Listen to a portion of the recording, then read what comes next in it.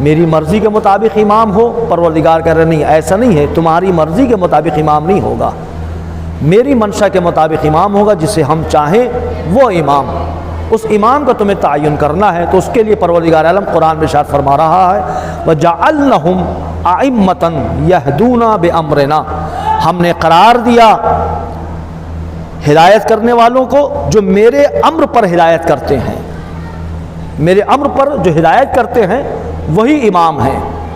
تو ان اماموں کا تعین کر کے تمہیں میری بارگاہ میں آنا ہے۔ اب اس کے متعلق بہت سی احادیث آپ نے سنی ہوں گی، بہت ہی مشہور و معروف احادیث بھی ہے۔ مثال کے طور پہ ایک سامنے والی بہت ہی سامنے کی حدیث کہ من مات ولم یعرف امام زمانہ مات میتۃ جاہلیہ، جو شخص اپنے زمانے کے امام کو پہچانے بغیر مر جائے اس کی موت جاہلیت کی موت ہوگی۔ زمانے کے امام سے مراد ہر دور کے امام، جس دور میں وہ رہا ہے اس دور کے امام کو پہچاننا ضروری ہے۔ پہچاننے سے مراد یہ نہیں کہ اس کا باپ کون ہے، اس کی ماں کون ہے، کہاں پیدا ہوا، کہاں گھر ہے، نہیں، پہچاننے سے مراد اس کی معرفت حاصل کرنا، اس کی معرفت تم حاصل کر لو۔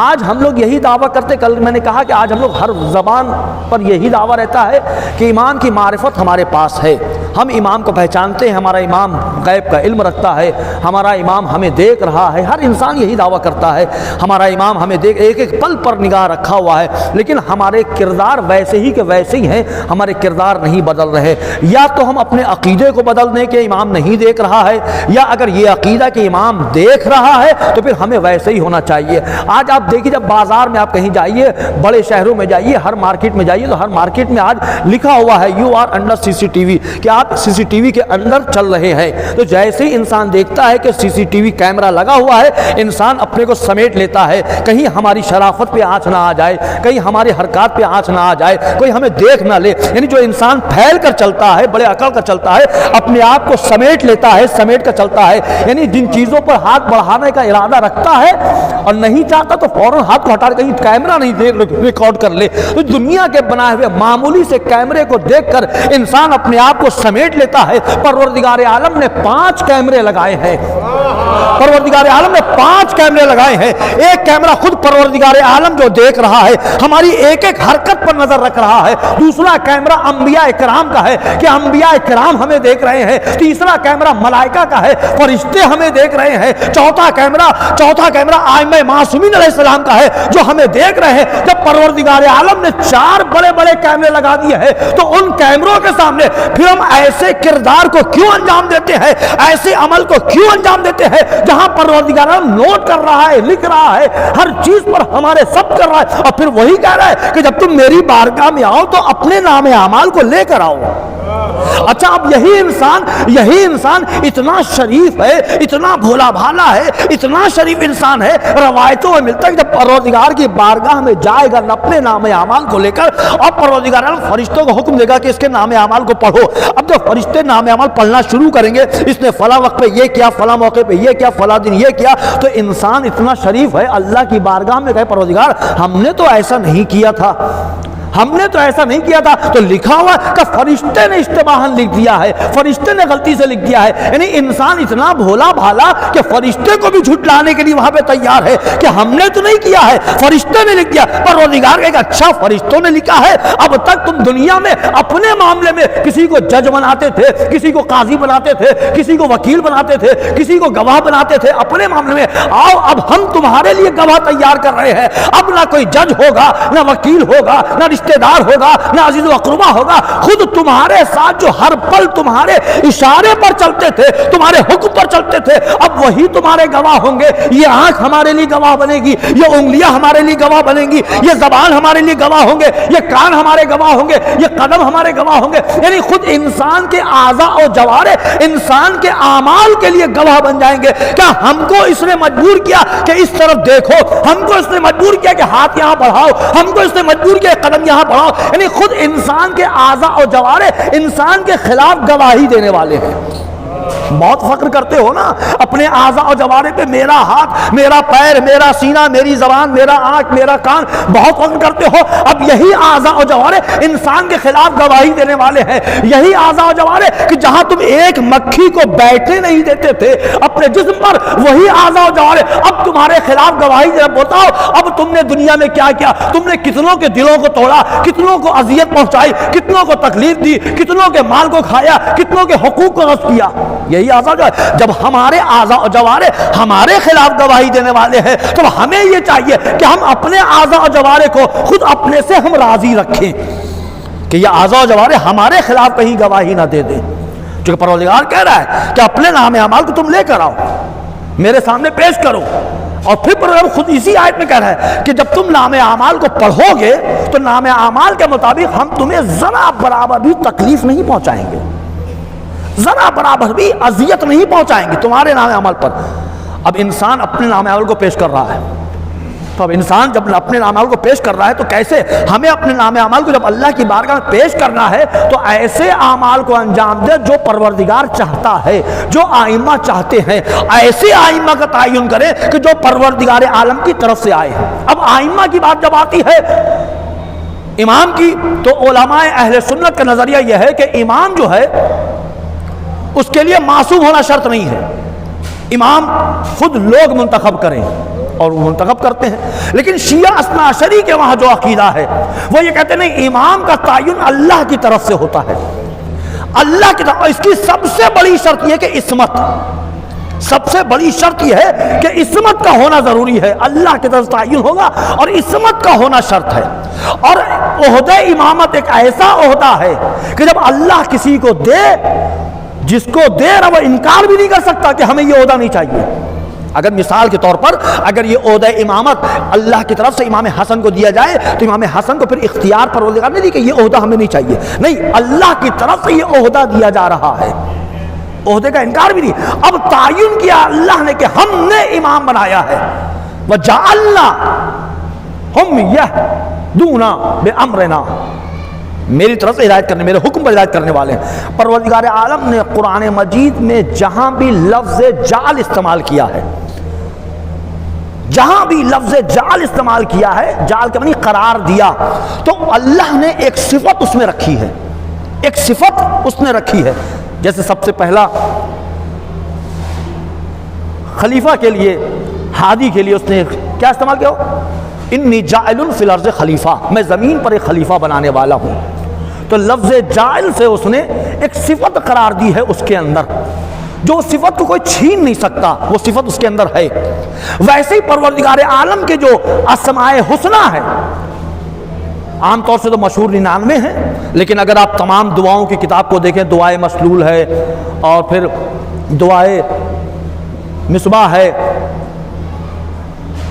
مختلف دعائیں جب آپ جمع کریں تو اسماء حسنی بہت زیادہ ہیں، اور تمام اسماء حسنی میں 3 نام اس کے ایسے ہیں کہ اس کو ثابت کرنے کے لیے کسی چیز کی ضرورت نہیں ہے، خود بخود وہ ثابت ہے۔ اور اکثر تقریباً صفات اس کے اس کو ثابت کرنا ہوگا۔ مثال کے طور پر پروردگار عالم خالق ہے، اس کو ثابت کرنا ہوگا خالق ہے یا نہیں۔ پروردگار عالم رازق ہے، ثابت کرنا ہوگا۔ لیکن اس کے 3 صفت ایسی ہے، ایک حی، ہمیشہ سے زندہ ہے، ہمیشہ رہے گا، ایک علم، وہ جاننے والا ہے، ایک قدرت، وہ قادر ہے۔ یہ 3 صفت کو ثابت کرنے کی ضرورت نہیں ہے، خود بخود ثابت ہے۔ علامہ مجلسی نے اپنی کتاب میں اس کو ثابت کرنے کے لیے ایک مثال دی ہے جس کو میں اپنی زبان میں پیش کر رہا ہوں۔ مثال میں کہتے ہیں کہ ایک ڈرائیور گاڑی لے کر آ رہا ہے، آپ کے سامنے گاڑی لے کر پہنچا، تو گاڑی لے کر جب ڈرائیور آیا تو اس کے 3 صفت آپ کے سامنے آیا ہے۔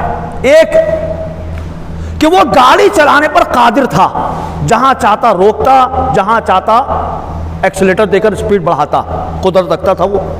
دوسرے، وہ گاڑی چلانا جانتا تھا، کیسے گاڑی چلائی جاتی ہے۔ 2، تیسرے، وہ گاڑی چلا کر آیا، اس کے معنی صحیح سالم ہے، زندہ ہے۔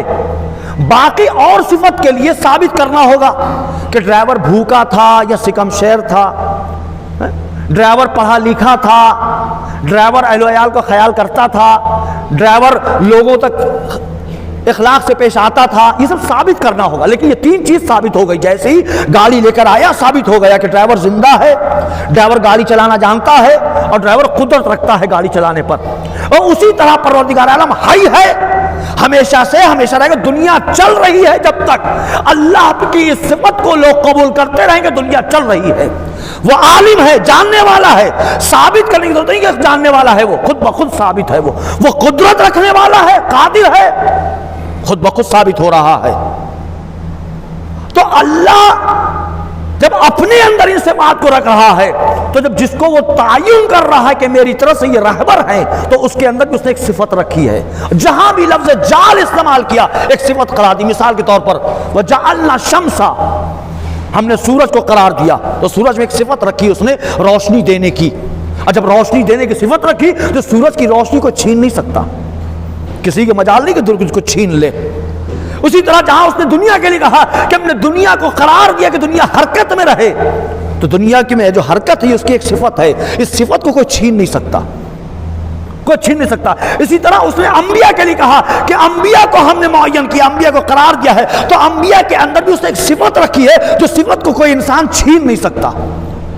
اب ائمہ کو یہ کہہ رہا ہے وَجَعَلْنَهُمْ ائمۃ یہدون امرنا، ہم نے ائمہ کو قرار دیا جو ہماری طرف سے ہدایت کرنے والے ہیں، تو ائمہ کے اندر بھی اس نے ایک صفت کو قرار دیا ہے کہ وہ صفت ان کے پاس ہے۔ اب لوگوں نے اپنے آپ کو پیش کرنے کے لیے بہت سے طریقے اپنائے، مثال کے طور تاریخ کا واقعہ ہے کہ مسجد نبوی میں مجمع بھرا ہوا ہے، چلا چل مجمع ہے، اتنے میں ایک جوان اپنی ماں کے ساتھ آیا اور ماں کے ساتھ آ کر کہنے لگا خلیفہ وقت سے، خلیفہ دوم کا زمانہ ہے، خلیفہ وقت سے کہنے لگا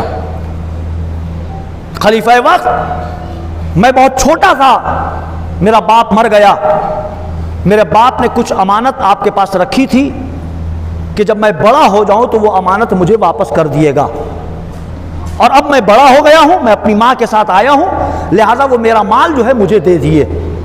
جب یہ محکمہ پیش کیا حاکم وقت کے سامنے تو حاکم وقت نے اسے غور سے دیکھا، غور سے دیکھنے کے بعد کہا کہ کوئی ثبوت ہے تمہارے پاس کہ تم اس کے بیٹے ہو؟ اب ایک جوان سے بھرے مجمع میں کوئی اس کے باپ کا ثبوت مانگے تو اس پر کیا گزرے گی، کیا گزرے گی؟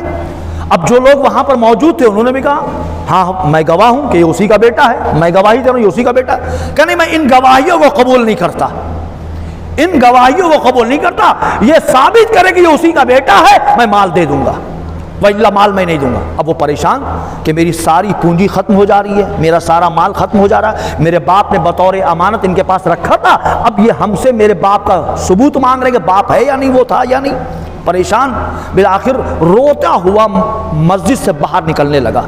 اب دیکھیں ایک معصوم چھوٹا سا بچہ اگر روتے ہوئے باہر نکلے تعجب نہیں ہے، کوئی چھوا ہوگا، لیکن ایک جوان جب کسی مجمع سے روتے ہوئے باہر نکلے تو سب کے دل میں کھلبلی مچے کہ بھئی کیوں رو رہا ہے، کس لیے رو رہا ہے، کس بات پر رو رہا ہے، پتہ تو چلے۔ اب لوگوں نے پوچھنا شروع کیا بھئی کیا بات ہے، کیوں رو رہے ہو، کس بات پر رو رہے ہو؟ اب وہ یہی کہہ رہا ہے کہ حاکم وقت نے میرا مال جو ہے لے لیا، میرے مال واپس کرنے کے لیے ہم سے ثبوت مانگ رہا ہے کہ تم اس کے بیٹے ہو یا نہیں، ثبوت دو۔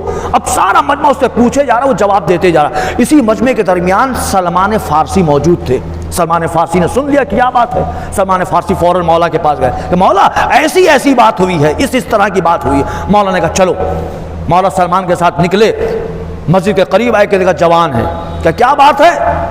کہ جب میں چھوٹا تھا میرے باپ نے مال کو خلیفہ وقت کے پاس رکھوا دیا تھا، اور اب میں بڑا ہو گیا ہوں لہٰذا میں اپنی امانت کو واپس لینے آیا ہوں، لیکن خلیفہ وقت کہہ رہا ہے کہ اپنے باپ کے ہونے کا ثبوت دو کہ تم اسی کے بیٹے ہو، ثبوت دو۔ اب ثبوت کہاں سے پیش کریں؟ لوگ یہ گواہی دے رہے ہیں، میری ماں گواہی دے رہی کہ یہاں اسی کا بیٹا ہے، لیکن گواہی قبول نہیں کر رہے ہیں۔ میرے مولا نے کہا جوان کو چلو مسجد کے اندر آئے، حاکم وقت کہ کیا بات ہے؟ پھر اس نے سارا واقعہ بتایا۔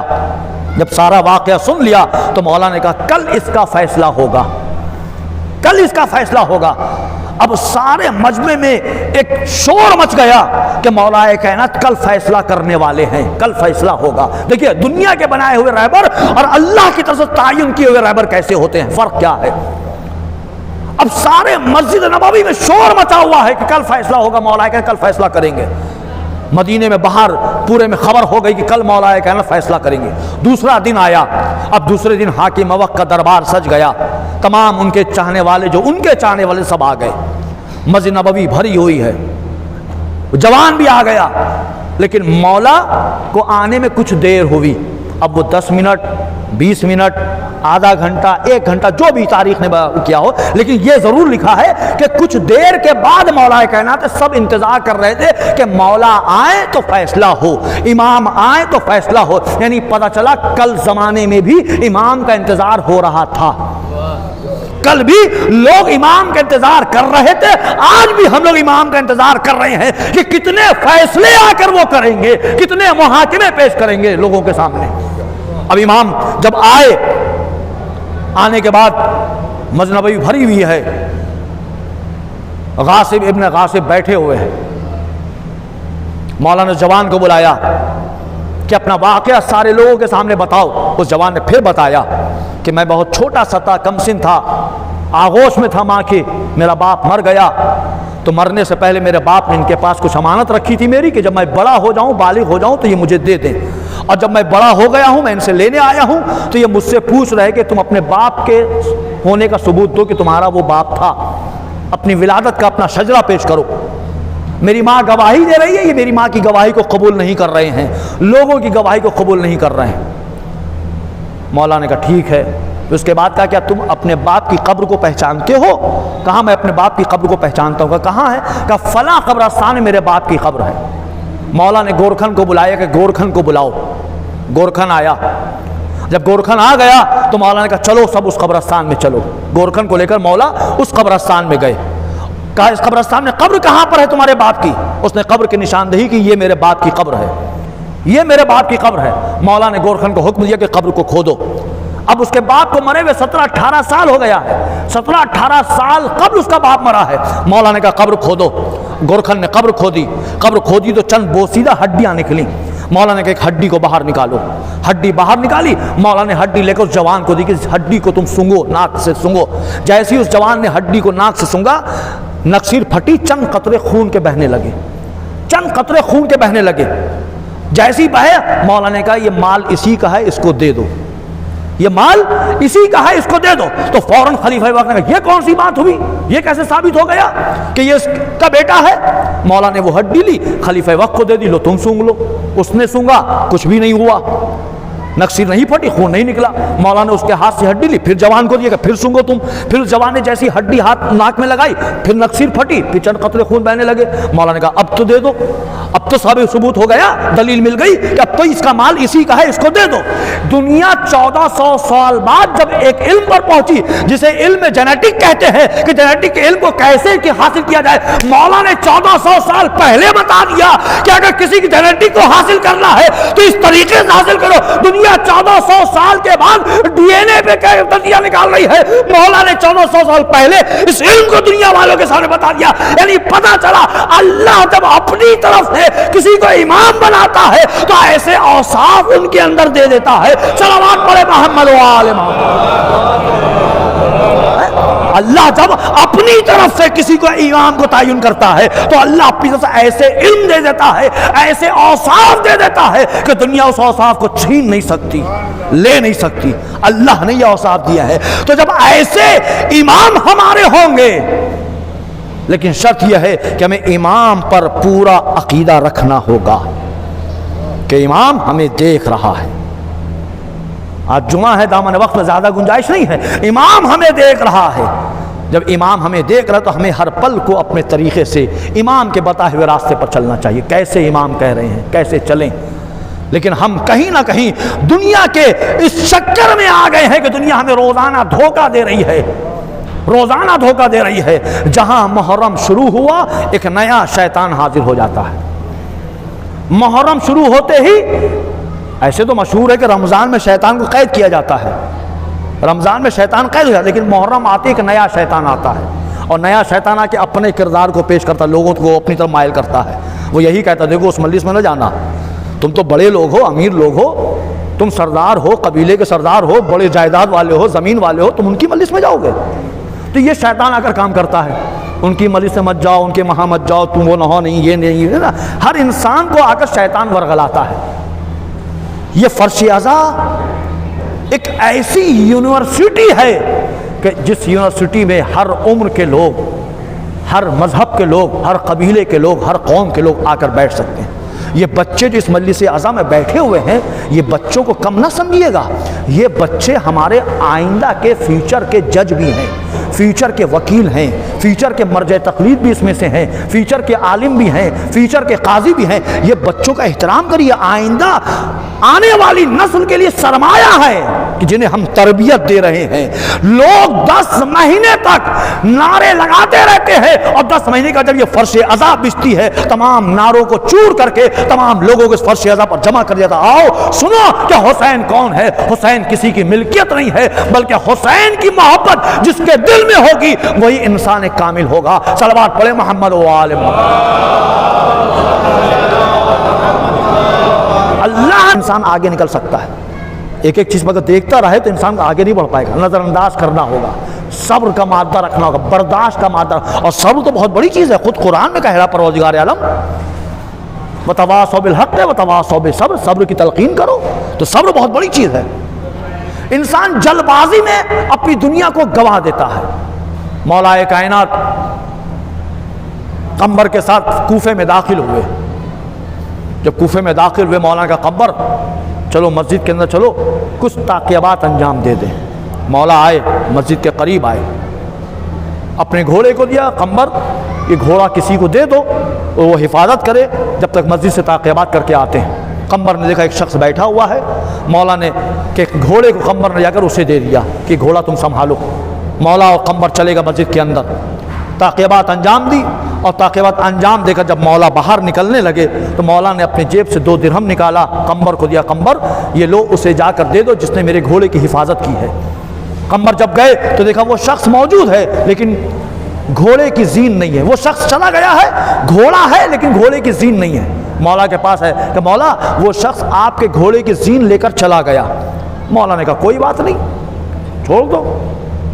گھر آ گئے، جب گھر آئے تو مولا نے پھر 2 درہم نکال کے دیا، قمر یہ لو 2 درہم، جا کے بازار سے زین خرید کے لے کر آ جاؤ۔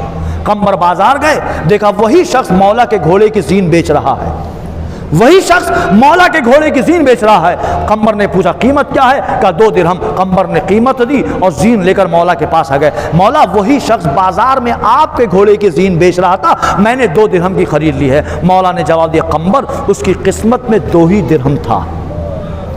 مولا اس کی قسمت، قمر اس کی قسمت میں 2 ہی درہم تھا، ذرا سا اگر صبر کر لیتا تو حلال طریقے سے ملتا، ذرا سا اگر صبر کر لیتا تو حلال طریقے سے ملتا۔